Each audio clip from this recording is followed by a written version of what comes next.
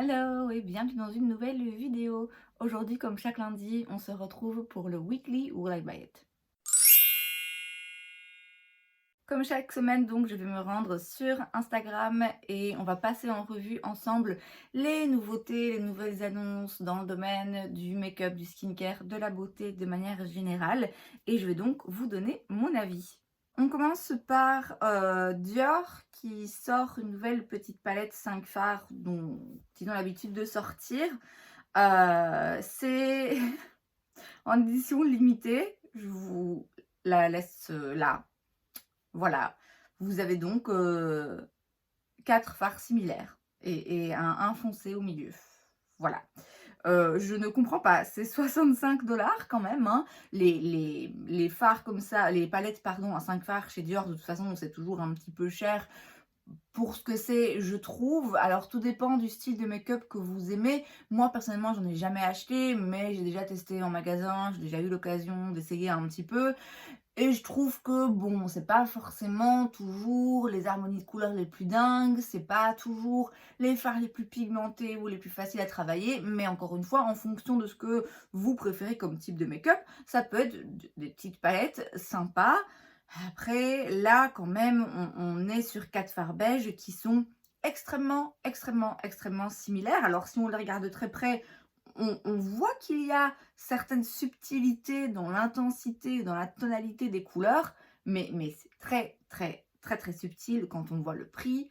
Je ne comprends pas. On dirait qu'ils ont oublié de mélanger des pigments avec les fards avant de les presser.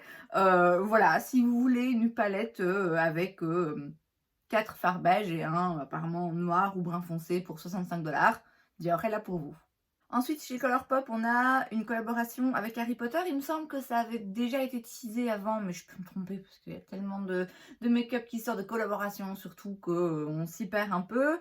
Là, c'est quand même une assez importante collection puisqu'il y a une grande palette de fards à paupières avec 20 fards. Je suis pas sûre que Colourpop ait déjà fait ce genre de format. Je sais qu'ils ont leur toute grande où il y a 35 fards dedans, 30 ou 35 fards. Et des plus petites, enfin bref, potentiellement un nouveau format de palette chez Colourpop, des produits teints, des produits lèvres, des crayons pour les yeux, enfin vraiment un petit peu tout. Je n'ai jamais vu Harry Potter dans son entièreté, j'ai peut-être vu des petits morceaux ici et là d'un ou l'autre épisode, je ne m'en rappelle pas trop. Voilà, si ça vous intéresse, sachez que c'est disponible. Moi, de toute façon, l'harmonie de couleurs, le format de palette ne me parle pas particulièrement, et n'étant pas moi-même fan de la série, je n'ai pas a priori d'intérêt particulier pour cette collection. On a chez Givenchy la collection pour les fêtes. Il va encore en avoir quelques-unes, hein. On a commencé la semaine dernière à vraiment avoir des bonnes arrivées là, de lancement pour les fêtes, enfin d'annonces de lancement pour les fêtes. Ça continue évidemment cette semaine-ci, et donc là c'est au tour de Givenchy qui sort donc une poudre libre, leur poudre prisme libre, et de rouge à lèvres. Je ne sais pas si les couleurs de rouge à lèvres sont préexistantes. La poudre prisme libre, c'est une poudre qui existe déjà. Là, c'est juste un packaging différent pour les fêtes. Bon, ma foi, si vous n'avez pas la poudre et que ça vous intéresse, pourquoi pas prendre celle-là. Après, si vous l'avez déjà, a priori, c'est la même chose. C'est juste, encore une fois, un packaging différent. Très joli, ceci dit. Voilà. Rien, là, a priori, qui me saute aux yeux. On a une nouvelle collection chez One Size Beauty, qui n'est pas une marque qui m'est facile d'accès sans risque de payer frais de douane, etc. Et de toute façon, pas une marque a priori qui m'intéresse plus que ça. Mais je parle malgré tout de ce lancement parce qu'il s'agit d'une collaboration avec Disney. On les arrête plus, hein. Vraiment, je pense que toutes les marques de make-up que je connais ont fait une collaboration avec Disney. Là. Enfin, pas toutes, j'exagère, mais franchement, on n'est pas loin. Donc voilà, de nouveau une collection avec Disney, palette, produits lèvres si je vois bien, pinceau, highlighter. Encore une fois, rien qui m'intéresse. Encore une fois, je trouve que même si on a une passion pour Disney, même si on a un intérêt particulier pour Disney, il me semble quand même qu'il arrive un moment où on commence à se dire, bon, là, ça commence à faire un petit peu beaucoup, on s'éparpille un peu. Finalement, qu'est-ce qui différencie cette collection Disney d'une autre? Enfin, vous voyez, c'est...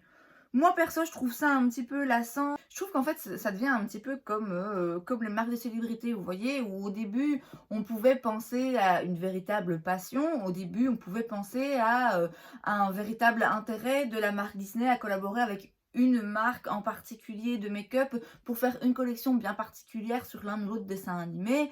Là, ça se répète tellement que bon là, c'est du pur business quoi. Alors en soi, c'est pas grave, hein, je veux dire, voilà, ils veulent faire de l'argent, c'est très bien, c'est le cas de beaucoup de gens, je vois pas où est le problème a priori.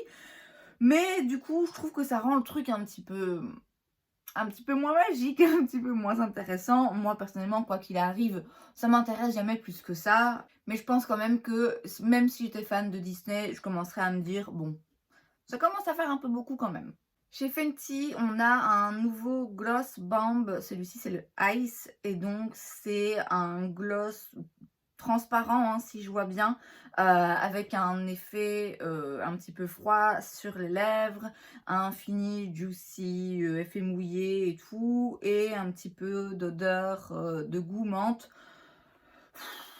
J'aime beaucoup les gloss de chez Fenty, ils sont incroyables. Ah, maintenant, est-ce que c'est nécessaire de tous les avoir? Bon, ouais, bof quoi. C'est rien pour moi de neuf, ça fait quelques lancements de chez Fenty où je me dis: ouais, suis de moins en moins emballée et je dois avouer que depuis le truc du ketchup là, je suis vraiment déçue en fait». Chez Sol de Janeiro, de nouveaux lancements pour les fêtes, ils annoncent leurs coffrets, hein, en fait. Donc pareil, chaque année, il y a des coffrets qui sortent. Je veux dire, l'emballage est différent, mais les produits restent les mêmes. Après, ça peut toujours s'avérer intéressant parce que c'est le genre de kit où financièrement, on y gagne, hein, dans certains de ces kits, dans la plupart même de ces kits. Après, voilà, il y en a qui sont toujours un petit peu plus ou moins intéressants. Tout dépend aussi de l'état de votre collection.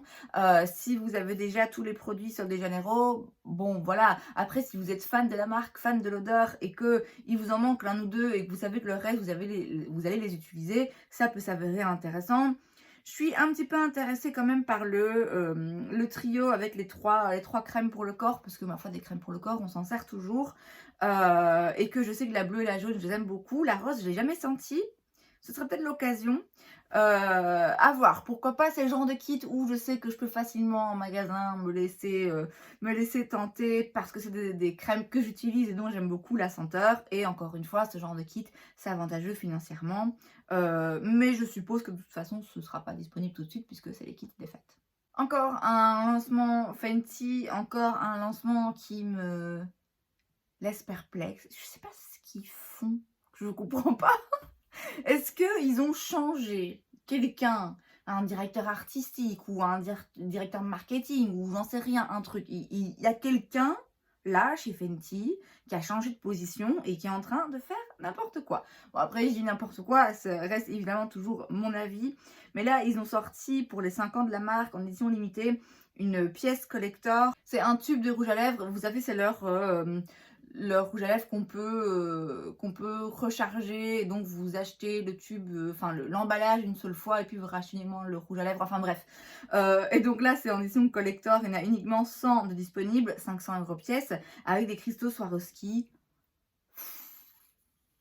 Ouais, je sais pas, on s'en fout un peu. En fait, ce qui commence à me déranger chez Fenty, c'est qu'au début, encore une fois, hein, je sentais une véritable passion pour le maquillage. On sentait une envie de plaire aux gens qui aiment le maquillage, d'attirer un public de consommateurs qui aiment se maquiller, aiment jouer avec le maquillage, aiment expérimenter, aiment se maquiller tous les jours, n'importe, mais en tout cas aiment le maquillage. Là, le truc du ketchup, le truc là du tube Swarovski, ouais, enfin je m'en fous. Je m'en fous, moi ce qui m'intéresse c'est des couleurs intéressantes, des textures intéressantes, c'est du make-up quoi. Pas du ketchup et pas des Swarovski. On s'en fout. Mais voilà, sachez que si vous avez 500 balles à dépenser, bah, c'est disponible, mais il y en a 100, donc grouillez-vous. On a des nouveaux petits cotons chez Makeup Eraser, c'est donc des petites serviettes en fait réutilisables qui retirent le make-up. Et cette fois-ci, c'est en collaboration avec Disney. Franchement, j'invente pas là. J'invente pas, ils abusent. Bref, les petites serviettes comme ça, Makeup Eraser, franchement, c'est hyper pratique, je dois avouer. En plus, c'est vachement bien aussi pour l'environnement, ça évite d'utiliser 1000 coton, donc c'est très bien. Voilà. Si vous êtes fan de Disney, sachez que vous en avez maintenant de Disney. Il y a moyen maintenant d'avoir une collection de make-up entière, uniquement Disney, mais alors du maquillage au démaquillage, apparemment. Urban Decay nous sort une nouvelle palette Naked. La voici. Je ne sais pas quoi dire. Très honnêtement, je me rends compte que Urban Decay, avec leur palette Naked, j'ai l'impression qu'ils sont un peu dans une position où quoi qu'ils fassent, ils peuvent pas gagner en fait. Puisque s'ils sortent une palette Naked qui soit véritablement une palette Naked, donc avec des teintes neutres, nude, on pourrait facilement leur reprocher que, bon, à un moment donné, ça va quand même commencer pas mal à se ressembler. Il n'y a pas 1000 façons non plus de faire des palettes de type neutre. Et quand du coup ils expérimentent avec de la couleur dans leur palette Naked, on peut leur reprocher de dire c'est quoi le rapport avec la ligne Naked, c'est quoi le rapport avec une palette de fard avec des couleurs un petit peu plus légers, plus nude, il n'y a pas de rapport. Je pense que ce qu'ils devraient faire, c'est simplement abandonner en fait ce concept, ce thème naked et se dire ok, juste on sort d'autres palettes à d'autres formats, ce qu'ils font aussi, hein. Le truc en fait, c'est qu'ils tablent à chaque fois sur la popularité de la marque Naked, je vais dire. Mais du coup, voilà, ça, je trouve que ça n'a plus aucun rapport, quoi. Pourquoi vouloir à tout prix imposer le label Naked sur une palette? Oui, j'entends bien pour faire vendre, sauf que, est-ce que finalement ça marche vraiment? Enfin bref, là voilà, on a une nouvelle palette Naked. Bon, en soi, l'harmonie de couleurs est intéressante. Je dois dire que c'est intéressant.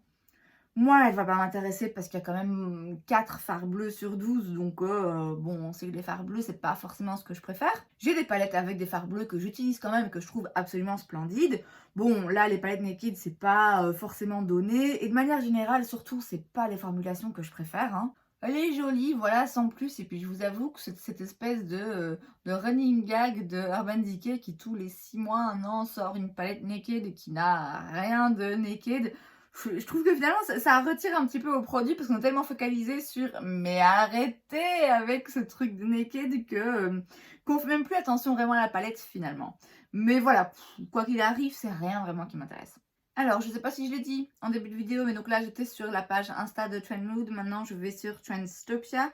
Et la première chose que je vois ici, c'est une collection chez Milani. Il s'agit de la collection Days of Disco, où il y a une palette de fard à paupières, des espèces de toppers à paillettes, si je vois bien, pour les paupières également, des rouges à lèvres, des glosses, et alors des sprays pailletés, dorés et argentés. Pourquoi pas, pour les fêtes, ça peut être fun, je sais pas exactement comment ça s'utilise, mais voilà, la palette a l'air jolie. Milani, ce qu'il y a de bien, c'est que c'est quand même une marque qui est assez abordable, dans laquelle il y a quand même quelques petites pépites à voir. À voir, je pense pas que ça sortira forcément dans les magasins dits que j'ai à proximité, puisque en Belgique c'est disponible dans les magasins dits. Mais la palette a l'air jolie. Bon, encore une fois, c'est rien forcément d'exceptionnel. Je suis curieuse pour les sprays. Je suis curieuse pour les sprays parce que des sprays à paillettes, ouais, pourquoi pas, encore une fois, hein, pour les fêtes, s'en mettre un petit peu partout. Après, le thème disco, forcément, ça fait un petit peu penser à la collaboration récente entre Kathleen Lights et la marque Maquillage, il me semble. C'est quand même le même thème, coïncidence ou pas, je n'en sais rien. Mais voilà, c'est oui, ma foi, pourquoi pas. Si je trouve l'une ou l'autre chose en magasin, ça peut s'avérer intéressant. Beauty Bay sort des palettes pour le teint, c'est les Bronze Blush Go Face Palettes. Il y a donc à l'intérieur, il y a 2 palettes différentes, hein, une pour teint peau plus clair, l'autre pour peau plus foncée. Et à chaque fois, vous avez un bronzer, 2 blushs et un highlighter. C'est vrai qu'elles sont jolies, la claire évidemment pour moi, elle a l'air pas mal. J'utilise très rarement, très rarement, les quelques palettes teint que j'ai. Bon, ici c'est 12 €, donc c'est quand même très abordable. Je pense pas avoir de produit teint chez Beauty Bay. J'ai quelques palettes de fard à paupières, mais pas de produit teint. Donc ça peut être une manière assez intéressante de me familiariser avec les produits teints de la marque, pourquoi pas. C'est joli, c'est pas cher. Si la qualité est, similaire au fard à paupières, ça doit être vraiment pas mal. Je suis curieuse, je suis un petit peu curieuse. Pour le moment, j'essaye de me limiter dans mes achats, donc je vais pas sauter sur le site et aller commander direct. Mais pourquoi pas un jour, si je dois passer commande pour une ou autre chose, pourquoi pas glisser une de ces palettes dans mon panier. Maintenant, je vous dis, les palettes pour le teint, j'ai du mal déjà à m'en servir. Donc, je ne sais pas si c'est l'achat le plus intelligent que je pourrais faire, mais je me réserve le droit de changer d'avis. Et c'est donc tout pour cette vidéo, j'espère que ça vous a plu. Si c'est le cas, n'hésitez pas à laisser un like. Vous pouvez aussi vous abonner à ma chaîne parce que c'est gratuit, donc pourquoi pas. Et moi, je vous vois la prochaine fois. Bye!